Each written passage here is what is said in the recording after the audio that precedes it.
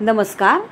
हे मूठभर चणे घेतले आहेत आणि त्याच्यामध्ये थोडीशी कोथिंबीर टाकली आहे। हे मिक्सरच्या भांड्यामध्ये टाकून आपण हे वाटून घेतलं आहे मिक्सरला। आता ह्याच्यामध्ये एक मोठा कांदा मी लांब पातळ कापून घेतला आहे। त्याच्यामध्ये मी चवीनुसार लाल तिखट टाकलं आहे आणि चवीनुसार मीठ टाकले। जेवढं तुम्हाला तिखट पाहिजे त्यानुसार तुम्ही टाकू शकता तिखट। आणि आता ह्याच्यामध्ये थोडासा मी ओवा टाकून घेते। ओवा थोडासा हातावर चोळून टाकायचा आहे म्हणजे त्याचा फ्लेवर जास्त येतो।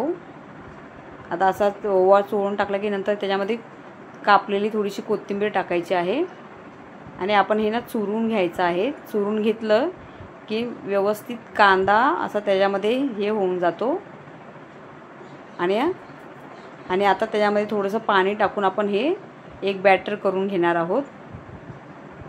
आता हे बॅटर करून झालं तर थोडंसं पाणी टाकून पण जेवढं पाण्याची थोडंसं जास्त सैलसर बॅटर नाही करायचं आहे, थोडंसं घट्टच ठेवायचं आहे।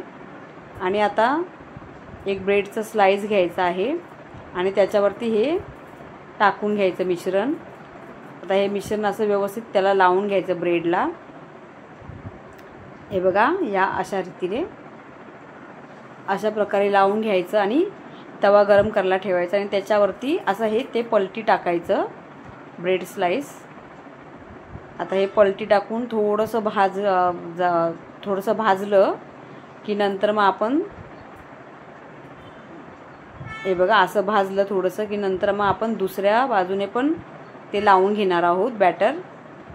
आता हे परत ह्या दुसऱ्या साईडने पण लावून घ्यायचं आहे। हे बघा खूप सुंदर लागतं खायला, खाण्यासाठी एवढं टेस्ट हेल्दी पण आहे। मस्त सकाळी हा पोटभरीचा नाश्ता खूप मस्त होतो।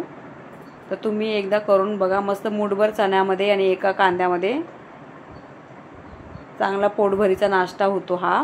हे बघा चांगलं असं खरपूस भाजून घ्यायचं आणि मस्त कांदा पण लांब लांब कापला आहे मी। मस्त असा कुरकुरीत कांदा होऊन जातो त्याच्यात। हे बघा असं लालसर होईपर्यंत भाजून घ्यायचं। एका बाजूने झालं की दुसऱ्या बाजूने असं पलटून व्यवस्थित भाजून घ्यायचं। असे 3-4 स्लाइस भाजून घेतले की 2 स्लाइसमध्ये एका माणसाचं पोट भरू शकतं। हे बघा असं हे करून घेतलं आणि नंतर मग आपण मधून त्याला कापून मस्त सर्व करून घेऊया। तर तुम्हाला कसा हा वाटला हा नाश्ता मला कमेंट करून सांगा।